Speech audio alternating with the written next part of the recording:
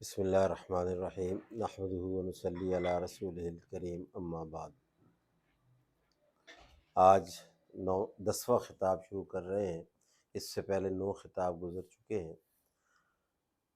آج کا جو خطاب ہے 10واں خطاب وہ سورہ بقرہ کی آیت نمبر 267 سے۔ اس آیت میں اللہ تبارک و تعالی ایمان والوں سے خطاب فرما رہے ہیں، یا ایھا الذین آمنوا انفقوا، اے ایمان والو خرچ کرو، من طیبات ما کسبتم، من طیبات طیبات چیزوں میں سے، ما کسبتم جو کچھ تم کماتے ہو، ومما اخرجنا لکم اور ان میں سے جو تمہارے لیے نکالی جاتی ہیں، من الارض زمین میں سے، ولا تیمموا اور تم ارادہ مت کرو، الخبیثہ گندی چیزوں کا، منہ ان میں سے، تنفقون کہ تم خرچ کرو، وَلَسْتُمْ بِآخِذِيهِ حالانکہ تم خود ان کو نہیں لیتے، یعنی ان کو پسند نہیں کرتے، اِلَّا أَن تُغْمِضُوا فِيهِ ہاں اگر تمہیں دے دیا جائے تو تم چشم پوشی کرتے ہو، وَاعْلَمُوا أَنَّ اللَّهَ غَنِيٌّ حَمِيدٌ اور جان لو کہ اللہ تعالیٰ بے پرواہ ہے اور بہت زیادہ تعریف والا ہے۔ اس آیت میں اللہ تبارک و تعالیٰ نے مال کے خرچ کرنے پر 2 شرائط کا ذکر کیا ہے۔ اس سے پہلے جو 9واں خطاب گزرا ہے، اس 9ویں خطاب میں کل جو میں نے خطاب کیا تھا، جو خطاب عرض کیا اللہ تعالیٰ کا، اس میں بھی لا تبطلوا کا لفظ استعمال کیا اللہ نے کہ جو کچھ تم خرچ کرتے ہو اس کو ضائع مت کر دو، اور 2 چیزوں سے مال ضائع ہو جاتا ہے اللہ کی راہ میں خرچ کیا ہوا، ایک من اور ایک اذا، یعنی کسی پر احسان جتانا، اور دوسرا کسی کو خرچ کر کے پھر اس کو اذیت پہنچانا، خواہ وہ زبان سے ہو یا عمل سے ہو۔ جس طرح صدقات کے باطل ہونے کا ذکر کیا، اسی طریقے سے ترغیباً اللہ تبارک و تعالی مال کے خرچ کرنے میں کس چیز کو، یعنی کن چیزوں کو اللہ کی راہ میں خرچ کریں کہ اس کا اجر و ثواب پورا ملے، اس کے انعامات پورے ملے، تو اس کو اس آیت کے اندر اللہ تعالیٰ نے خطاب کیا ہے، یا ایھا الذین آمنوا اے ایمان والو، انفقوا تم خرچ کرو۔ اب خرچ کر رہے ہیں تو 2 چیزوں کو بیان کیا، لیکن اس نمبر 1 من طیبات ما کسبتم، پہلی چیز تو یہ کہ ما طیبات، من طیبات جو طیبات میں سے، طیبات کسے کہتے ہیں؟ طیب کی جمع ہے طیبات، طیب کہتے ہیں عمدہ مال کو، پاکیزہ مال کو، اعلیٰ مال کو، اچھے مال کو کہا جاتا ہے، اور اسی طرح سے اس مال کو جو حلال ہو، اور اس مال کو جو حلال راستے سے، حلال طریقے سے کمایا گیا، یعنی 3 شرطیں ہیں۔ طیب مال وہ کہلاتا ہے، نمبر 1 عمدہ ہو، یعنی اچھا ہو، جو طیب نفس ہو، جو طبیعت کو اچھا لگے، جسے کہا جاتا ہے دل کو بھائے، نظروں کو بھائے، یعنی جس کو دیکھتے ہی جو ہے وہ پسند آئے، جس کو دل چاہے، خواہ وہ استعمال کے لیے ہو یا کھانے کی چیز ہو، تو وہ ایسی چیز ہو کہ جو دل کو اچھی لگے، اس کو طیب کہا جاتا ہے۔ دوسرا جو حلال ہو، یہ شرط ہے، ایک چیز ہے وہ دل کو بہت اچھی لگ رہی ہے لیکن اگر حلال نہیں ہے تو وہ طیب نہیں ہے۔ تیسرے حلال کون سی چیزیں جن کو اللہ تعالیٰ نے حلال کیا ہے، اللہ کے رسول نے حلال کیے، وہ حلال کہلاتے۔ اور تیسرا جو حلال طریقے سے کمائی گئی۔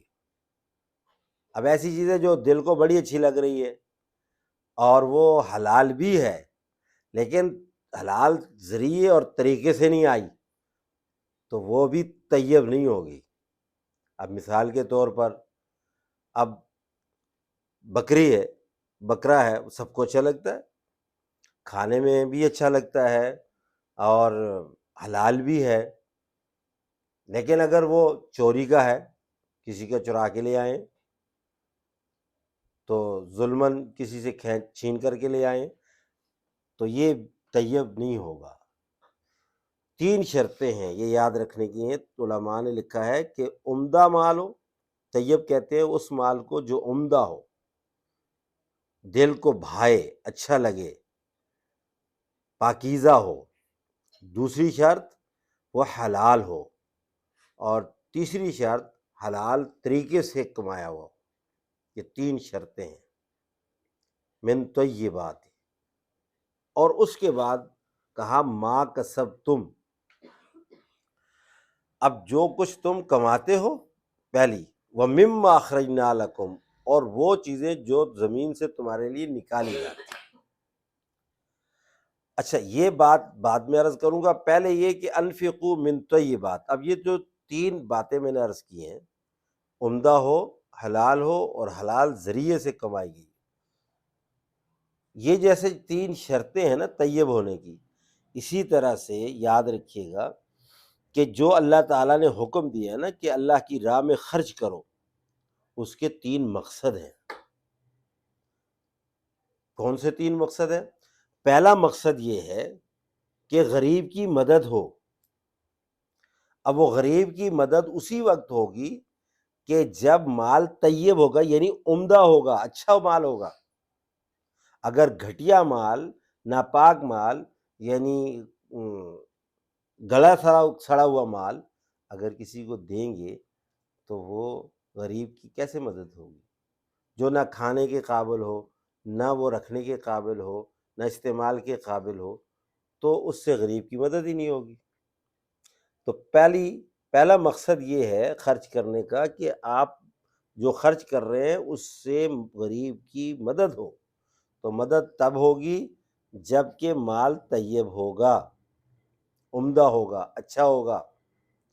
اگر خراب مال ہوگا، گھٹیا مال ہوگا، اور اگر وہ ردی مال ہوگا تو اس سے غریب کی مدد نہیں ہوگی۔ دوسرا مقصد یہ ہے کہ اللہ تعالیٰ اس لیے بار بار خرچ کرنے کا کہتے ہیں کہ انسان کے نفس کی اصلاح ہو۔ اصلاح نفس مراد ہے۔ جب آدمی اپنا کمایا ہوا مال اللہ کی راہ میں خرچ کرتا ہے تو انسان کا نفس پاکیزہ ہوتا ہے، انسان کے نفس سے، انسان کے دل سے مال کی محبت نکلتی ہے۔ تو یہ اس وقت ممکن ہے جب آپ کوئی عمدہ مال، حلال مال، طیب مال اگر اللہ کی راہ میں خرچ کریں گے۔ اگر طیب مال، عمدہ مال، حلال مال خرچ نہیں کریں گے تو نفس کے اندر مال کی محبت نہیں نکلے گی۔ گھٹیا مال جو آپ کے استعمال کا ہی نہیں ہے، ردی مال جو آپ کے استعمال کا ہی نہیں ہے، وہ مال جو آپ کو اچھا ہی نہیں لگ رہا وہ خرچ کر رہے ہیں، تو اس سے آپ کے نفس کی اصلاح کیسے ہوگی؟ اصلاح نفس تو اسی وقت ہوگی، یعنی جب آپ کو انتہائی جو پسندیدہ چیز ہے آپ کے پاس، وہ مال جو آپ کے ضرورت کا ہے اور آپ کے استعمال کا ہے اور آپ کو اچھا لگتا ہے، وہ جب آپ خرچ کریں گے تو اس وقت اندر سے، دل سے اس کی، یعنی مال کی محبت نکلے گی، اور جب مال کی محبت نکلے گی تو اللہ کی محبت آئے گی۔ نفس اصلاح، اس نفس کی جو اصلاح ہے اس میں اس کا اہم ترین کردار ہے۔ نفس کی اصلاح میں اس کا اہم ترین کردار ہے، یعنی اپنی محبوب چیزوں کو اللہ کی راہ میں خرچ کرنا۔ مال کی محبت دل سے جب نکلتی ہے تو اللہ کی محبت آتی ہے، پھر نفس کی اصلاح ہوتی ہے۔ تو اس لیے دوسرا مقصد ہے نفس کی اصلاح، اور وہ اسی وقت ممکن ہے کہ جب اچھا، طیب اور حلال مال اللہ کی راہ میں خرچ کیا جائے۔ تیسرا مقصد جو ہے وہ ہے رضائی الہی کا حصول، اللہ تعالیٰ کی خوشنودی کا حاصل کرنا۔ خرچ کرنے کا یہ مقصد ہے کہ میرا رب مجھ سے راضی ہو۔ تو رب تو اس وقت راضی ہوگا کہ جب اپنا محبوب مال، اچھا مال، طیب مال، عمدہ مال، حلال راستے سے کمایا ہوا مال جب اللہ کے راستے میں خرچ کریں گے، پھر اللہ راضی ہوگا۔ اور اگر طیب نہیں ہے، اگر وہ مال آپ خرچ کر رہے ہیں جو حلال ہی نہیں ہے، یا وہ خرچ کر رہے ہیں جو حرام راستے سے کمایا ہوا ہے، تو اس میں اللہ کی خوشنودی کہاں حاصل ہوگی؟ اس سے اللہ تعالیٰ آپ سے کہاں خوش ہوں گے؟ جو آپ نے حلال کمایا ہی نہیں ہے، حلال ہے ہی نہیں ہے، تو آپ کیسے امید رکھتے ہیں کہ اللہ تبارک و تعالیٰ راضی ہو جائیں گے؟ ایسا تو ممکن ہی نہیں۔ تو اس لیے بھائی حکم ضرور دیا کہ انفقو، خرچ کرو، لیکن آگے یہ جو شرط لگائی ہے اس کو پورا کرنا ضروری ہے، من طیبات۔ اور طیبات کس کو کہا جاتا ہے؟ یہ یاد رکھنے کی چیز ہے کہ 3 شرائط ہیں اس کے لیے، طیب ہونے کے لیے، کہ طیب کا یعنی پاکیزہ ہو، حلال ہو، اور حلال راستے سے حاصل کیا ہوا ہو۔ اور خرچ کرنے کے مقاصد بھی 3 ہیں، اور وہ 3 مقصد تبھی حاصل ہوتے ہیں کہ مال پاکیزہ ہو، حلال ہو، اور حلال راستے سے حاصل کیا ہوا ہو۔ تو پھر تینوں مقاصد حاصل ہوں گے، غریب کی مدد بھی ہوگی، اصلاح نفس بھی ہوگی، اور اس کے ساتھ ساتھ اللہ رب العزت کی رضا بھی حاصل ہوگی۔ اب 2 چیزیں جو آگے بیان کی ہیں وہ سمجھنے کی ہیں۔ پہلی چیز بیان کی ہے ما کسبتم۔ ما کسبتم کا مطلب ہے جو کچھ تم کماتے ہو، ما کسبتم جو تم کماتے ہو۔ اب کمائی، اس میں وہ چیزیں بھی شامل ہیں جو اگر آپ کو آپ کے والدین کی طرف سے ملتی ہیں، اور وہ چیزیں بھی شامل ہیں جو آپ کو آپ کی اولاد کی طرف سے ملتی ہیں، اور وہ چیزیں بھی شامل ہیں جو آپ کو آپ کی محنت سے ملتی ہیں، وہ سب کمائی میں شامل ہوتی ہے۔ لیکن اس کے ساتھ شرط پہلے لگا دی ہے، من طیبات، وہ پاکیزہ ہو، یعنی حلال ہو، حلال راستے سے ملا ہوا ہو۔ اور دوسری بات وَمِمَّا أَخْرَجْنَا لَكُمْ، تمہارے لیے جو زمین سے تمہیں دیا جاتا ہے، اس سے مراد ہے، علماء نے لکھا ہے اس سے مراد ہے جو عشر۔ دیکھیں، ایک جو ہماری سونا چاندی یا روپیہ پیسہ ہے یا مال و دولت ہے، اس پر جو ہم اللہ کی راہ میں مخصوص متعین شرع کے مطابق دیتے ہیں سال گزرنے پر، وہ زکوٰۃ کہلاتی ہے۔ لیکن زمین کی پیداوار پر جو اللہ کی راہ میں خرچ کیا جاتا ہے اس کو عشر کہا جاتا ہے۔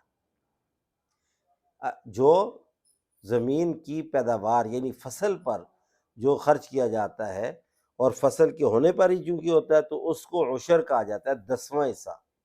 یعنی زمین سے جو کچھ اللہ ہمیں عطا کرتا ہے اس کا 10واں حصہ اللہ کی راہ میں خرچ کرنا۔ ایک خراج ہوتا ہے، ایک عشر ہوتا ہے۔ خراج وہ کافروں پر ہوتا ہے، عشر عبادت ہے، خراج عبادت نہیں، خراج ٹیکس ہے جو اسلامی ریاست کافروں پر عائد کرتی ہے، اور ان کے مسائل الگ ہے، اس کا الگ انشاءاللہ موقع ملا تو عرض کریں گے۔ اور عشر وہ ہماری عبادت ہے، یعنی جس طرح زکوٰۃ عبادت ہے، اسی طرح عشر عبادت، یعنی عشر کہا جاتا ہے جو زمین میں پیداوار ہوتی ہے، فصل ہوتی ہے، اس فصل کا 10واں حصہ، کل فصل کا 10واں حصہ اللہ کی راہ میں نکالنا، یہ عشر کہلاتا ہے۔ تو اس کے الگ مسائل ہیں، اور یہاں مراد وہی ہے وَمِمَّا أَخْرَجْنَا لَكُمْ۔ 2 چیزیں، جو کمائی ہے وہ بھی اللہ کے راستے میں اس خرچ کرو، اور جو زمین سے اللہ عطا کرتا ہے وہ بھی اللہ کے راستے میں خرچ کرو۔ لیکن آگے پھر ایک پابندی بھی لگائی ہے وَلَا تَيَمَّمُوا الْخَبِيثَ مِنْهُ تُنْفِقُوا، کہ جو مال تمہارے پاس گھٹیا مال ہے، خبیث مال ہے، ناپاک مال ہے، وہ خرچ مت کرو۔ یہاں خرچ کرنے تک کا تو ذکر ہی نہیں ہے۔ یہ نہیں کہا کہ وَلَا تُنْفِقُوا، یہ نہیں کہا کہ تم خرچ مت کرو، یہ کہا وَلَا تَيَمَّمُوا الْخَبِيثَ، اس کا تو ارادہ تک بھی مت کرو، خرچ کرنے کا نہیں کہا ہے۔ اگر کوئی گھٹیا مال ہے، ناپاک مال ہے اور حرام مال ہے، اس کا تو کہا ہے کہ وَلَا تَيَمَّمُوا، اس کو تو خرچ کرنے کا ارادہ بھی مت کرو، اس کو نہیں خرچ یعنی اللہ کی راہ میں اس کا کوئی فائدہ نہیں خرچ کرنے کا۔ کیوں؟ اس لیے اس کی وجہ بھی بتائی ہے وَلَسْتُمْ بِآخِذِيهِ إِلَّا أَن تُغْمِضُوا فِيهِ، اس لیے کہ تم خود اپنے لیے نہیں پسند کرتے، تم خود اس سے نظریں چراتے ہو.